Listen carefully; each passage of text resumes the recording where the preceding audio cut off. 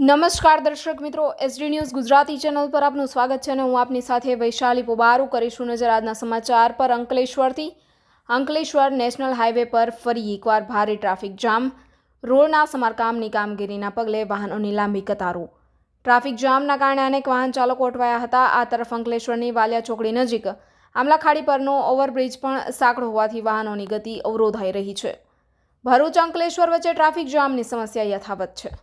Highway પર વાહનોની લાંબી લાઈનો લાગી। 4 થી 5 કિલોમીટર સુધી વાહનોની કતારો। બિસ્માર રોડની કામગીરીના પગલે ટ્રાફિકના કામ અનેક વાહન ચાલકો ટ્રાફિક જામમાં અટવાયા। ભરૂચ અંકલેશ્વર વચ્ચે નેશનલ હાઈવે નંબર 48 પર ફરી એકવાર ટ્રાફિક જામની પરિસ્થિતિનું નિર્માણ થતાં અનેક વાહન ચાલકો અટવાયા હતા।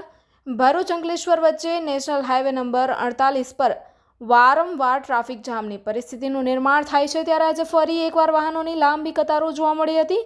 નેશનલ હાઈવે ઓથોરિટી દ્વારા અંકલેશ્વર નજીક આવેલા અમરતપુર ઓવરબ્રિજ પર સમારકામની કામગીરી ચાલી રહી છે, જેના પગલે એક લેન પર જ વાહન વ્યવહાર પસાર થઈ રહ્યો છે, જેના કારણે ભરૂચ અંકલેશ્વર વચ્ચે વાહનોની 4 થી 5 કિલોમીટર લાંબી કતારો જોવા મળી રહી છે।